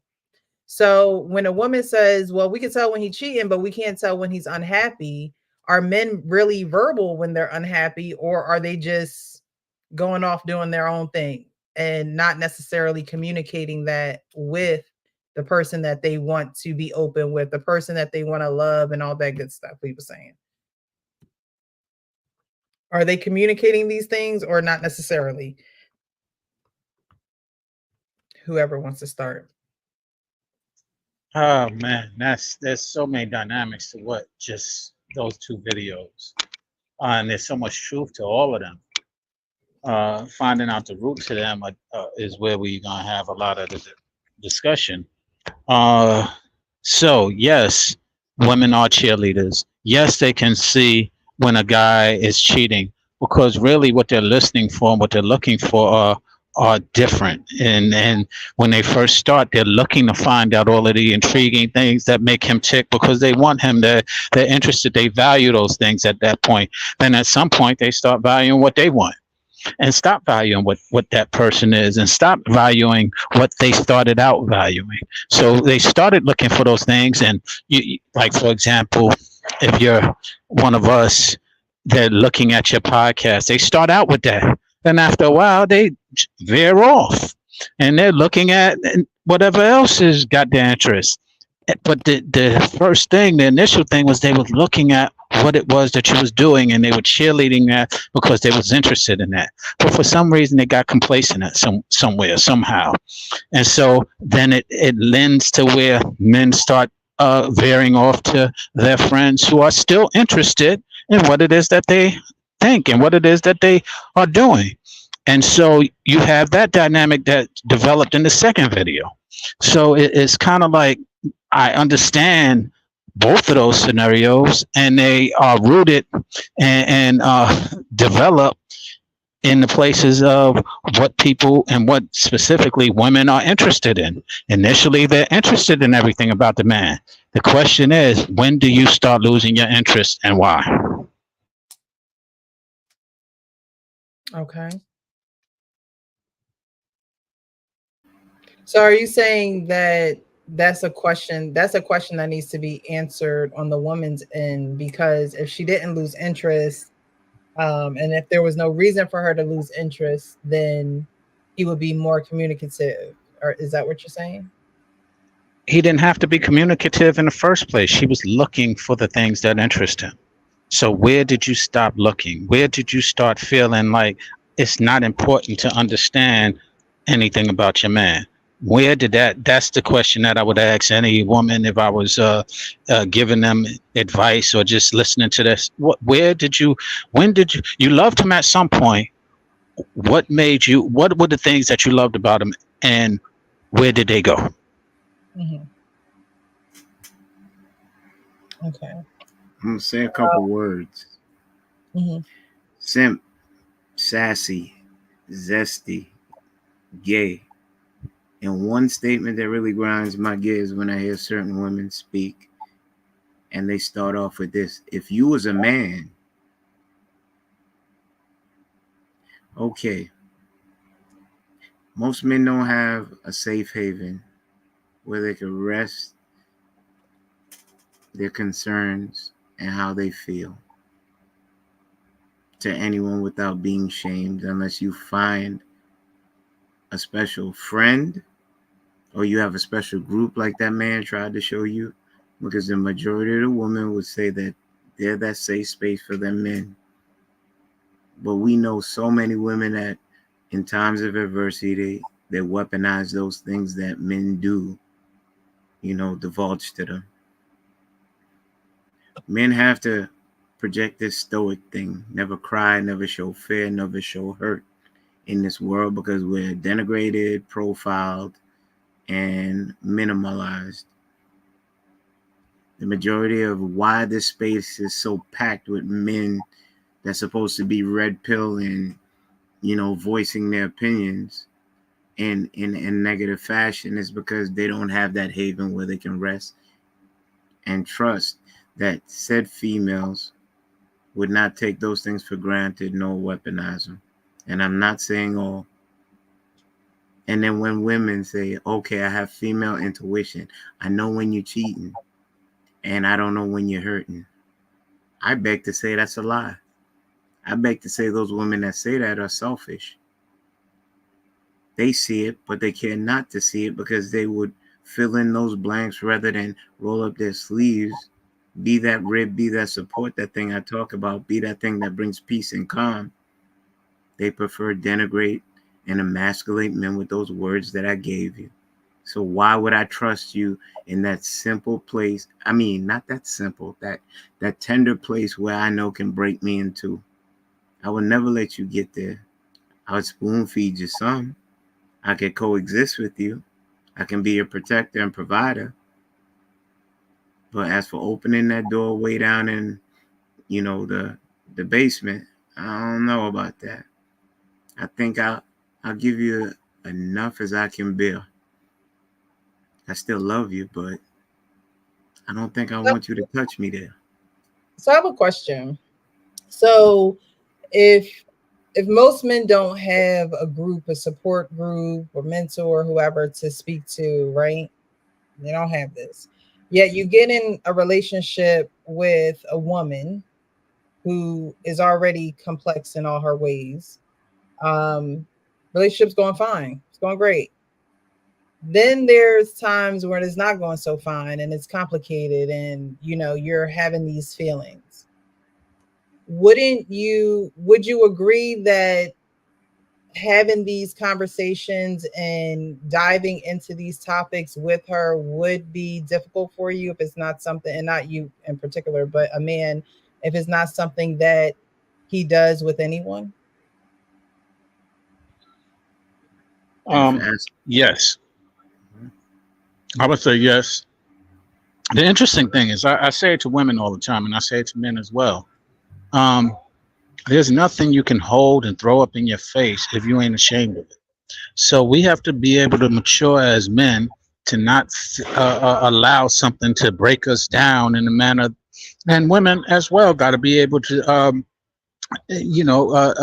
have a little bit of thicker skin. Because if you can't be vulnerable and you're afraid to be vulnerable, then you're just afraid. And let's be clear on that. And if you're afraid, then you need to really start becoming. How do you get over that fear?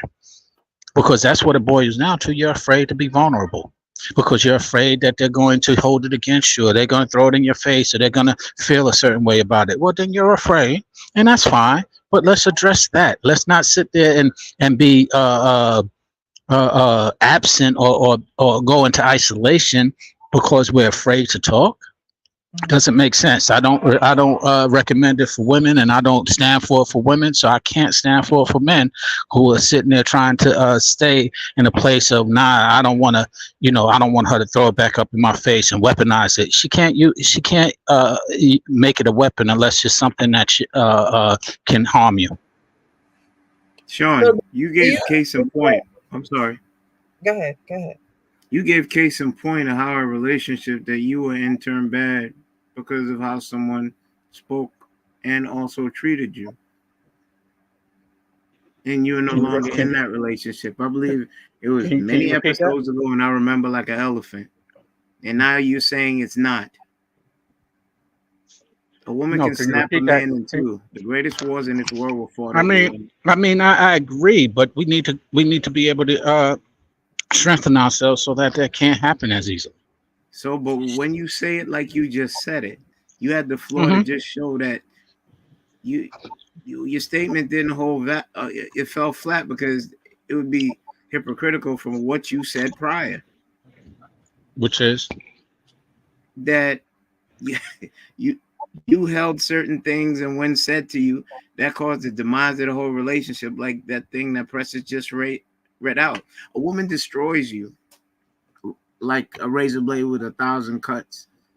If a woman a woman don't do that. A woman don't do that. I'm almost done. I'm sorry. I'm almost done. A woman emasculates you once, you never forget it within a relationship.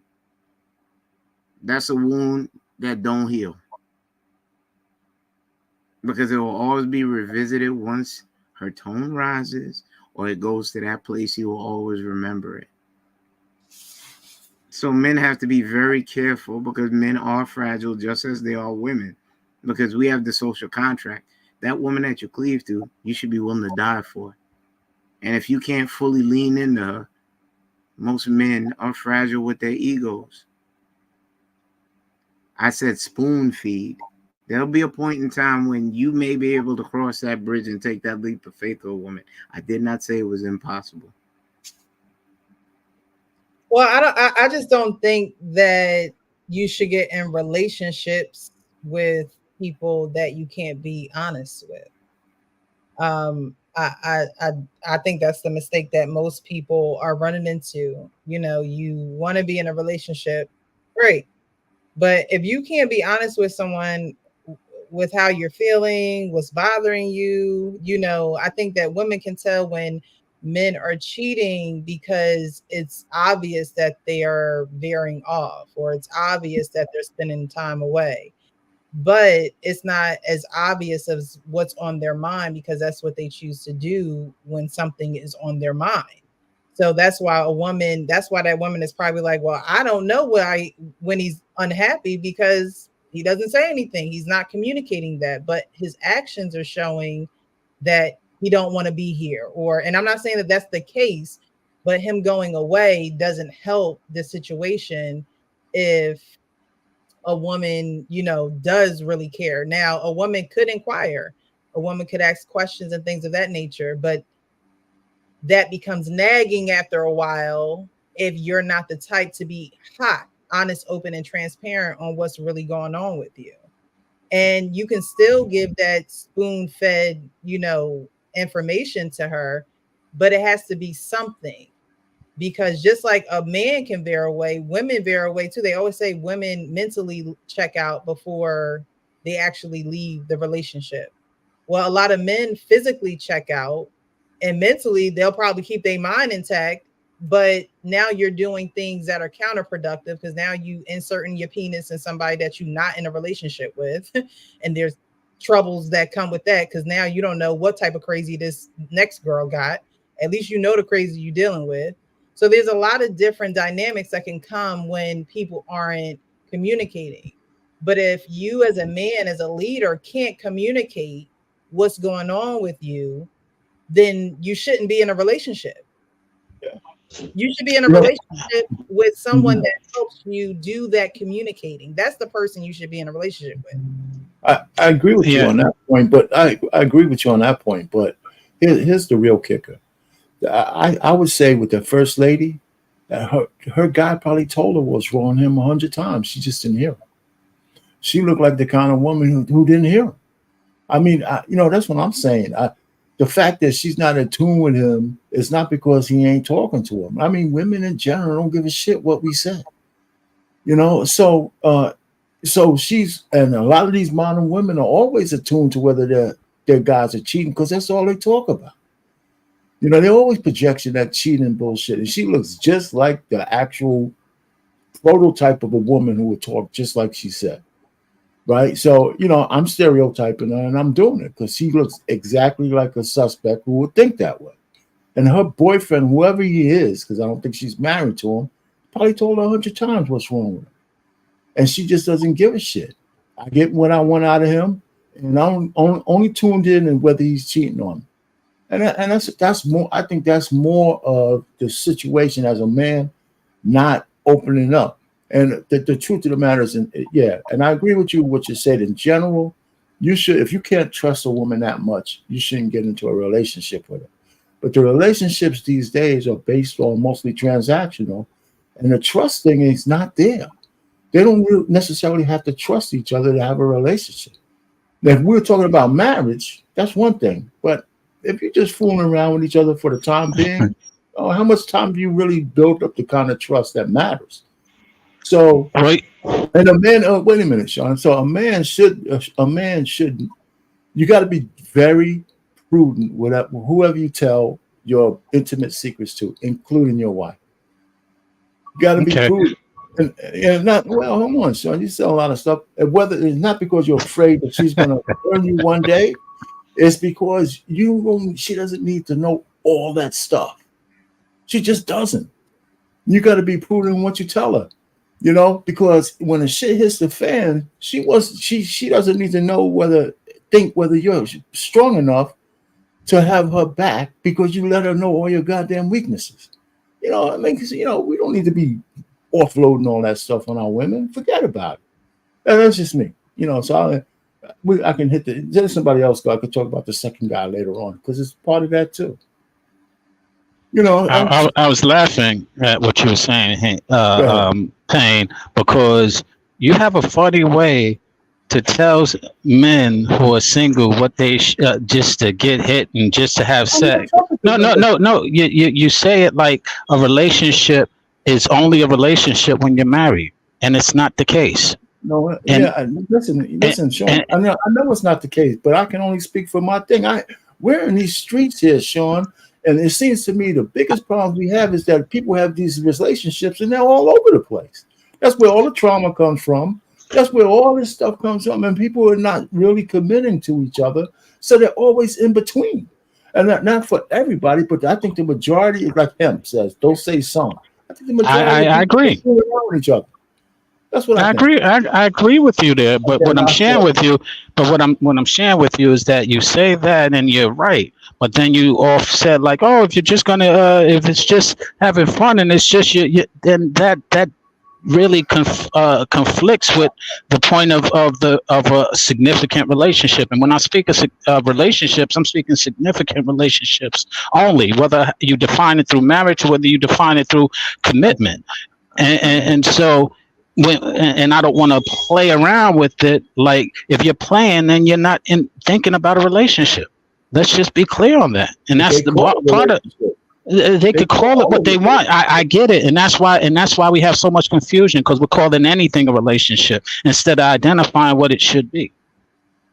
The only distinction between a relationship and a marriage is marriage.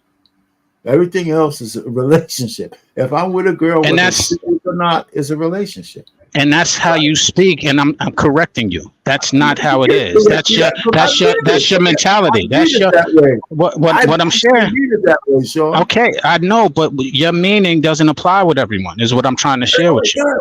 Only hit dogs holler. If it doesn't apply to you, just let it roll off your back. Okay, but the point I'm making to you, I never let it stick on my back. The point is that when you're speaking about it, you're speaking very definitively, as if you're not married, it's not a relationship, and you say it indirectly, and you say it directly very often, and then when I bring it to your attention, you nah, and I'm like, no, yeah. That's how you speak. Okay. Hey guys, you know y'all both right, so it's over. Fuck it. Y'all need to stop. God damn. I'm the most talkingest motherfuckers on here arguing with each other. Ain't no me and Kenny ain't gonna get that shit to say. Discussion, man. You know, so real precious, could you repeat the question because they talk so much I forgot it. The question was, if men don't really have a network of people that they can closely talk to, confide in, when they do go through the riffraffs with their woman, wouldn't it be difficult for him to actually communicate with her if that's not something that he's used to doing?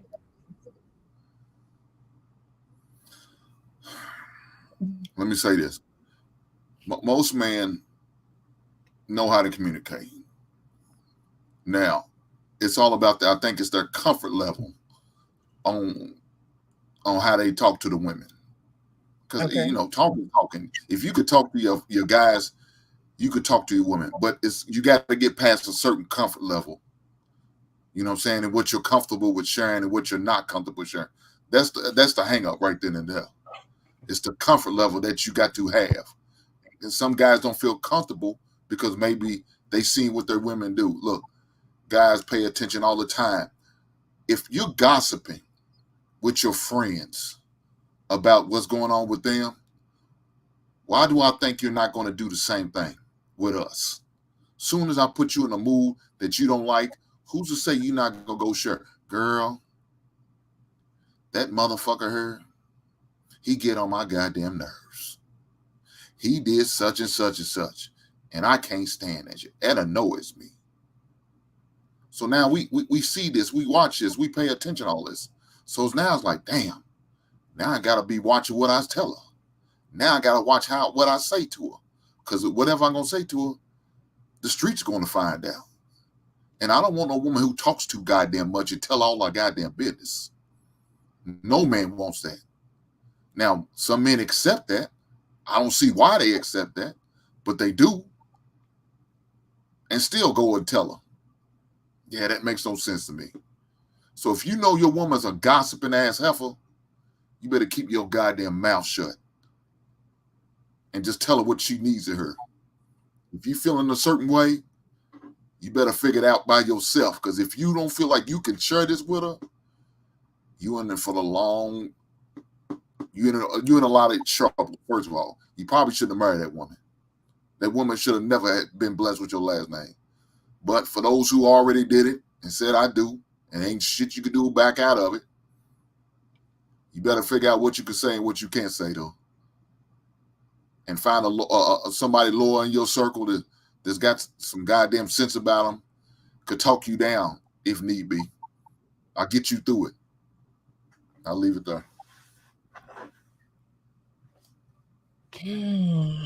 Okay, all right. I'm afraid to say anything because I talk too much. But but I just well, hey, I don't mind it. I'm very accountable to it. And I didn't want to gloss over the point that I made earlier. And if in fact, I think Kenny, you asked a question. If in fact your woman does something to cut you, your woman didn't do it. That circumstance or whatever it was is cutting you.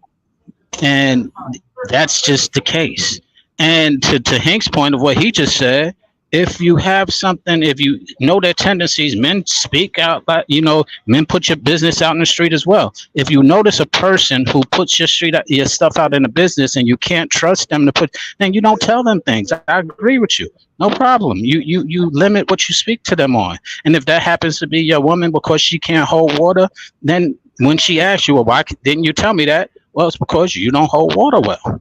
I've said that to plenty of my friends who don't hold water. They said, well, you never tell me certain things. You never I said, because you don't know how to keep stuff to yourself. So I deliberately don't tell you. And I was very honest, open, and transparent to them about that. Yo, I'm not telling you because you talk too much. And if that changes, if they offended by that, okay, well, that's just the reality. But if you change that, maybe I will be able to tell you some things that I don't tell you now. Deliberately.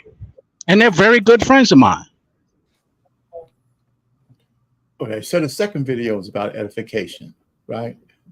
A lot of women don't edify their husbands, and some husbands don't edify their women. So, and I'm only can speak from husbands and marriage. So Sean, forgive me if I look at it from a real relationship.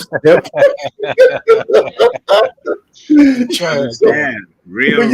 No, I'm just saying, listen, the edification is and no matter what kind of relationship you have, is key. And it comes down to trust. But a lot of times you don't get that. When the lack of edification will destroy your relationship with your guy, mostly that way. Guys can impact women that way, but when women do it to a man, they destroy his ego. You're going to have less of a man in your relationship if he wants to stay with you, because he's going to be hurting all the time, and he can't look to you for anything positive. Only time you talk to him is when you want to tell him what he's doing wrong, and so that's a big deal. That is an absolute big deal. So, do you think that women don't care what men, go through in y'all feelings, or is it just that they're not understanding enough? Well, real quickly, that's why I said what I said. I think men need to remind women that we have feelings, and you need to watch what you say. And I think men don't do that enough. They don't tell women, listen, what you say, if you want the best out of me, you got to give me the best. And I got to leave and fight the world for you. You got to put me out there so I have my armor on. You can't be stripping that shit off when we're at home. And if they can't understand that, then that's a different story. But if they can, then they'll get it. And that's all I'm saying. So a lot of women lose sight of that because women think about themselves first.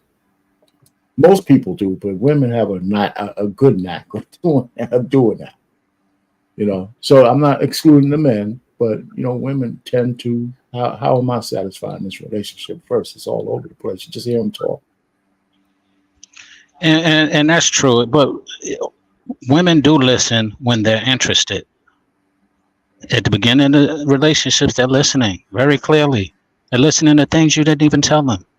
At least that's why they know certain things about you. They're listening.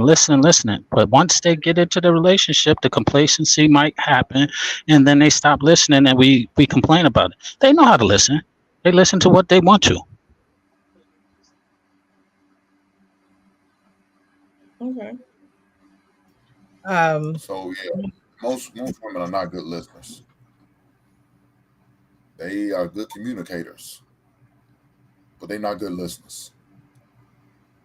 And the reason why I say that is because they've been so used to getting that attention and somebody's paying attention. So when somebody's paying attention, they just feel like it's an opportunity to grandstand and just tell us about everything, whatever's on their mind, whatever's on heart, whatever's on their spirit. I mean, you sit back and listen. Now, I teach men all the time. Just listen.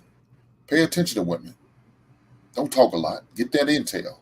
Get all that knowledge you need, because that's going to let you know right in there if she's the type of woman that you want to deal with. Now, another way you're going to sit there and know and learn, find out if she even takes the time to take a breath. And maybe in that breath, she comes up for air and then asks you a question and want to know about you. Or is she just going to take a breath, get a sip of water, and ramble on? Right then and there. Yeah, she's a heartless heifer. You might evaluate that going on a second date if that's the situation. Ooh, cushy harmless. All right, we're gonna get into the final thoughts. I gotta get over. Why you laughing? Because Hank is just Hank. You know, he's just one of a kind. He's one of a kind. Spoonful of bitters. Final thoughts, guys. I appreciate everyone who, this is a Sunday night show. It's not the norm, but I appreciate everyone who is watching, who is tuned in. I do want to read some of these comments before we get into the final thoughts, and then we'll get out of here. MR says, private eyes on some nonsense, but void of connection. I think women do want to be connected. I think men want to be connected as well. I just think that there is definitely a barrier. And it could be a communication barrier. And I think that, again, I think mindful is just going to be, my word for the rest of the year. Because even myself, we all have to be mindful of just certain things that we do that we don't question. There are certain things that we probably should question about ourselves that we don't. And men and women alike can do that. Men can be a little bit more vulnerable, or they should be a little bit more vulnerable with the person that they are entrusting their life with, their house, their finances, all those things. But I also understand that you have to use wisdom as well with what you divulge to your significant other. I believe that's why God should be a huge part of your relationship, because there are just certain things that we're just not going to understand in our human strength about one another. I truly believe that we're humans, we're complex. We go through things, and everything that you're going through, you're not going to voice those things to your significant other. So you do need a higher power to work in the middle there to bring y'all together, because you'll wreck yourself over the head trying to make each other happy. When you should be coming to a good medium with one another. William Williams says, there isn't any way I'm saying I'm cheating with my brotherhood. So yeah, that was something that he said in the video, and that's why I named the video, This Is Who Men Emotionally Cheat With, because a lot of times you'll hear women say, oh, he gonna hang with his friends, or he hang with his friends more than he hang with me. And they do believe that men emotionally cheat with them with their friends, but within listening to these videos, the friends understand, the friends take time to understand, the friends, do give that constructive criticism. The friends probably do take time to listen, like Hank was saying. A lot of women don't listen. They just talk and ramble on. So it's not that men are necessarily emotionally cheating on women, but they do find a common ground.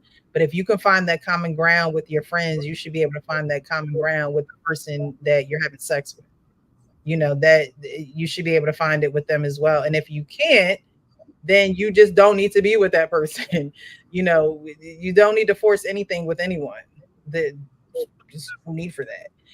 William Williams also says, we don't talk most of the time. Women typically won't listen. And we bring that point up as well. Dr. Still says there are communication issues in both videos. Both men and women should communicate their feelings to each other. I agree. Find a way to do that. I always say reading, expanding your vocabulary. Therapy helped me a lot, because it does give you exercises to help you be accountable for being mindful of behavior, thoughts, moves that you make, and things that you do in your daily life that you're not really, conscious of. Black Lexicon says men do communicate, but they use the why you conversation starter, meaning like why you. I don't know. Do men do communicate, but they use the why you conversation starter? I don't know. Maybe you guys can understand that. Carlisle Tom says, I think both men and women usually do not say if they're unhappy. It usually can be a temporary feeling.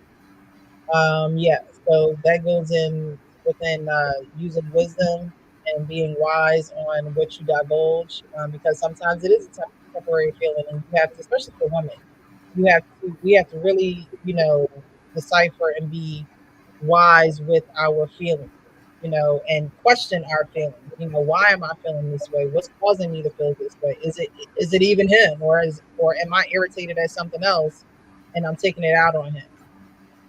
Aaron says men directly or indirectly warn women as to what the problem is before they cheat. Some women ignore the signs, which is true.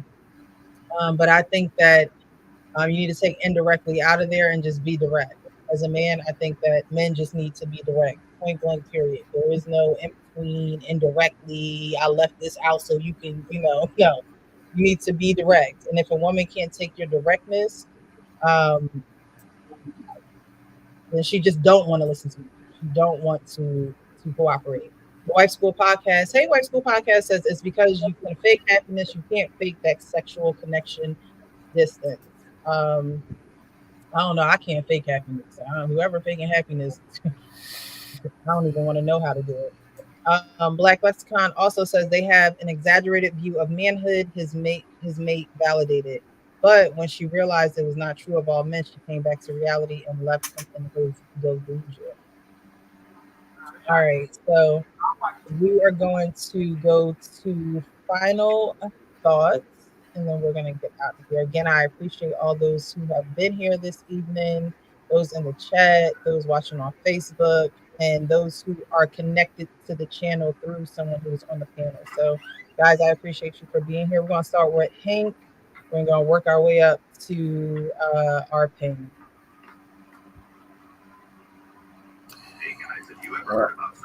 Excuse me, I'm sorry. My final thought is I'm sorry, Penny. Is that you? Penny? Penny, do you have something playing in the background? No, somebody got something playing in the background. No, it was Kenny. All right, go ahead. My final thought is, man, look, emotional cheating, it exists. We see it go on, and both men and women can't do it. It happens a lot, unfortunately, in a lot of relationships. What is what Payne calls a real relationship in a marriage, or just a long-term, lasting relationship where it's not married. It happens. The thing about it is you got to make sure you address it, especially when you acknowledge and you see it going on. If you got going to work and you got a work wife or a work husband, right then and there, you already know you mostly cheat. You already know it's you dead wrong for that. Look, I'm gonna go even further than that. If you have a male friend, ladies and fellas, if you have a female friend and you are sharing certain things, you mostly cheat. Because all that conversation you had with that other woman or that other man should have been directed to your wife or your lady, whatever title she has. That's where it should be directed at. That's where it should be. So, guys, we got to make sure we do a better job of doing this. Make sure we do a better job of expressing yourself and getting your point across. And look, if you got a woman who's not willing to listen, man, you need to have a serious conversation with her. And it may need to go a little bit like this. Baby, I just need you to give me a moment. Just sit back and listen. I got some things I need to get up off my chest. And are you willing to pay attention and hear me out? I'm going to go even further than that. Let's play the pillow game. If I have the pillow, it means I have the right to talk. And when you have the pillow, that means you have the right to talk. Let me hold this pillow, hear the conversation, hear me out. If that means you need to actually take personal notes because you don't want to forget something because you're up in age like our Payne, then write this shit down. Do what you got to do. But when I'm done, then you can address anything that you agree or disagree with me on and go from there. Find different ways of communicating with your lady. Ladies, find different ways you can need to communicate with your man and do your best you can by doing that. And hopefully it works out for the best. I'll land it there. Thank you so much, Hank. Sean, final thoughts?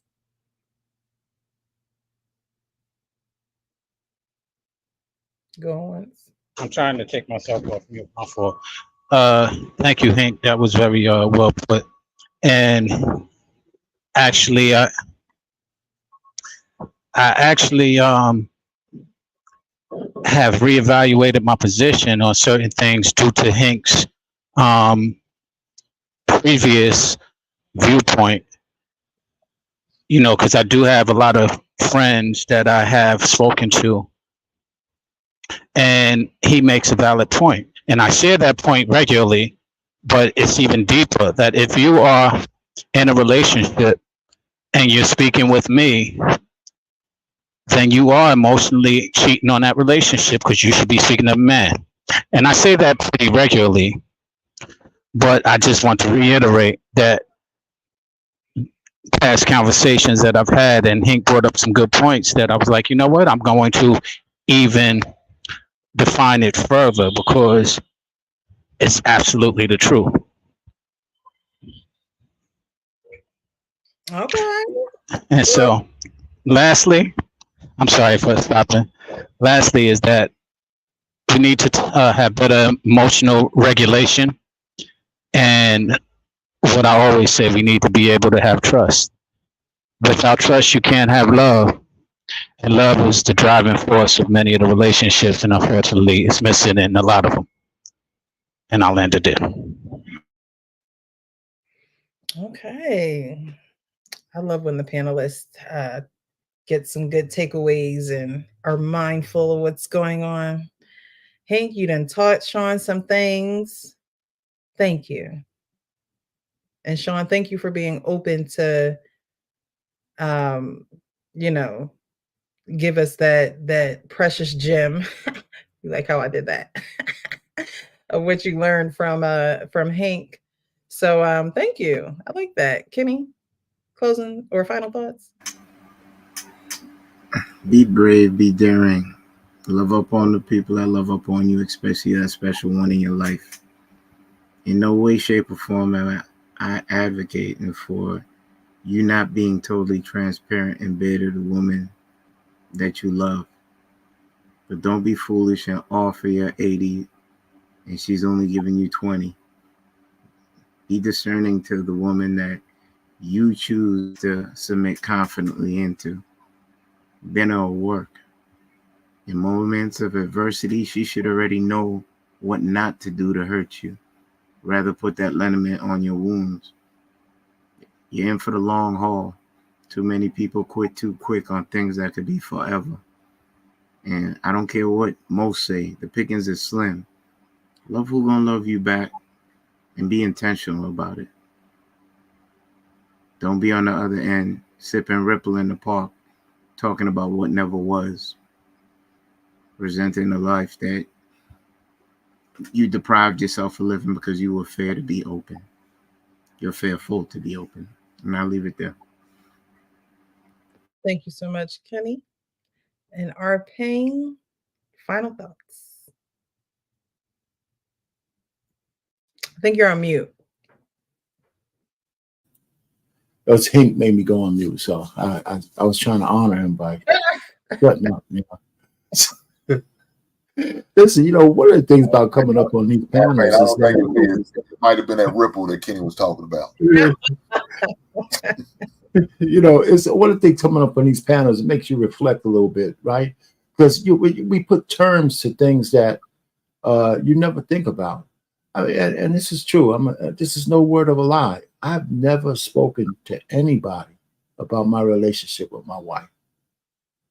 No family members, no fraternity brothers, not once. I never said, well, you know, this is what's going on in my relationship. And it's not like I was brave or some kind of scholar about emotional cheating. It's just something instinctual that it's nobody's business what goes on in my house. You know, now I've used my fraternity brothers when a chick, you know, broke my heart, and I told them, and then that was the last time I ever did that. I was 19. This girl that I was going with, she broke my heart. I told a frat brother, he came in, see me crying and shit over her, you know. And then by the end of the night, everybody in the frat knew I was crying. They tore me a new one, and it should never happen again. Mm-hmm. Okay, it never happened again, if you know what I'm saying. So you got to be careful even who you use as emotional buffers. You know, the frat brothers were unmerciful. You know, it's you crying over a chick, blah blah blah. But thank God I was 19 and it never happened again. So you live and learn. So, but no, in the marriage, my marriage. No, I can't speak for my wife. I don't know who I know she don't have no male friends like that. But I don't know. She says she doesn't talk about our relationship either. You know, I just take her word for that. But I've never done it. It's kind of crazy. Now that we're putting this in some sharp focus, it makes so much sense. It does. So I'll just land it there. Thank you, Arpain. Mhm. So it seems as though, you know, there are uncomfortable feelings around divulging information and the information being given back to you. As men, you guys don't want that information coming back to you. You don't want, you know, to feel those feelings.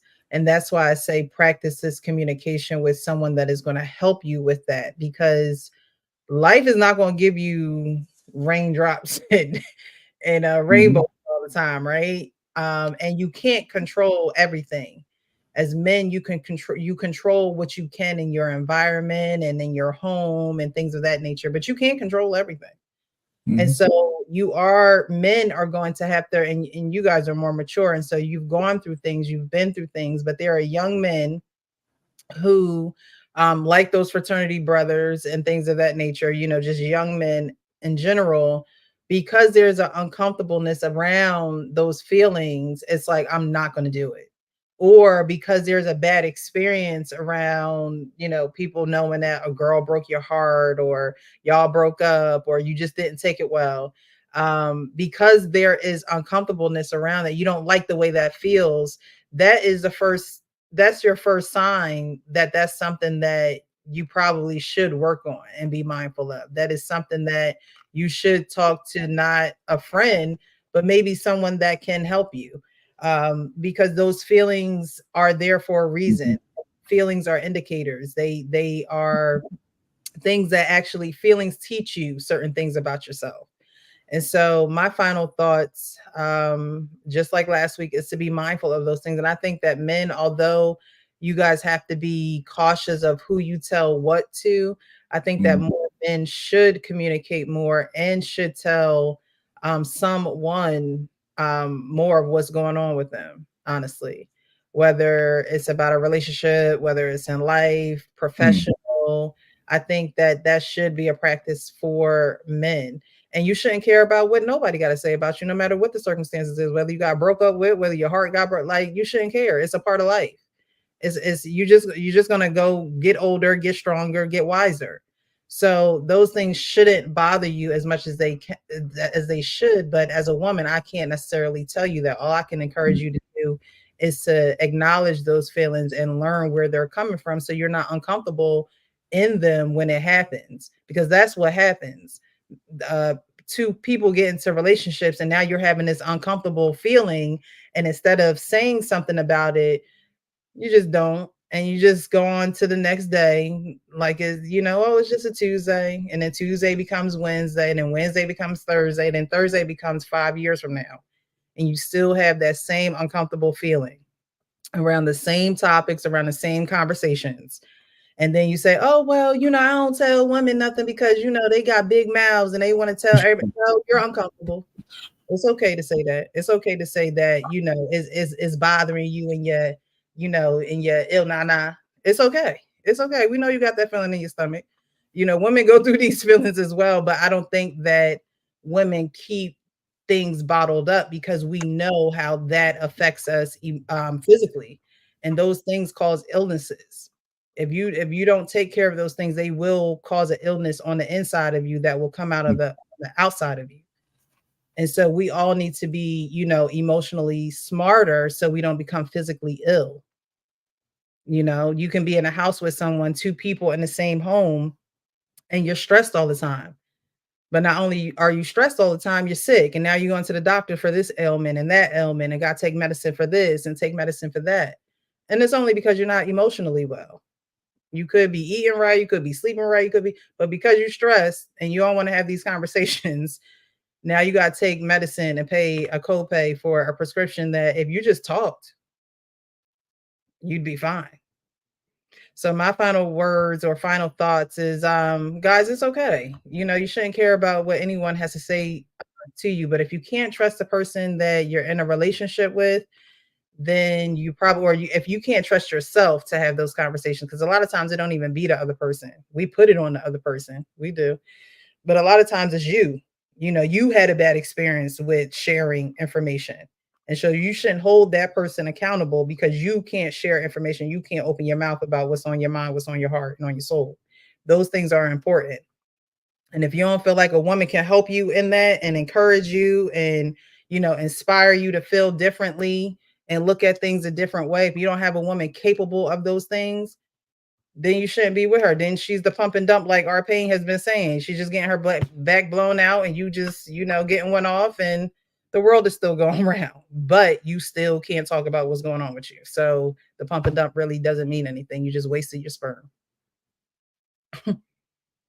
Okay. So again, I thank you guys. I appreciate you. Those who have chilled with us on this Sunday evening. The next time I'm going live is going to be next Thursday evening at 9:20. But you guys, I need you guys here at 9, please and thank you. But I just wanted to have this live because I know my schedule has just been a little bit inconsistent, but I still care about you guys. I still care about these conversations and helping the community and us gaining a better understanding of one another. So thank you, thank you, thank you. And again, Thursday, 9:20, same place, same time. I am going to have some changes. I am going to go onto a new YouTube channel. That's not going to happen on Thursday. So we still going to be here on The Real Precious on Thursday at 9:20. But in the near future, I am looking to jump over to a new page that I started. So just, stay tuned for that. And I'll, keep you guys updated on that. But again, thank you guys. And tomorrow's Monday, our usual day, but in about 20 minutes, it'll be Monday. So y'all just pretend this is Monday night. No, I'm just kidding. But again, thank you guys and have a great evening. Have a great Monday. Have a great week. And I'll see you on Thursday at 9:20. All right. See you then. And thank you for your precious gems. Oh, no problem. Thank you guys. Y'all make it possible. So thank you. Thank you. Thank you. Have a great evening, guys.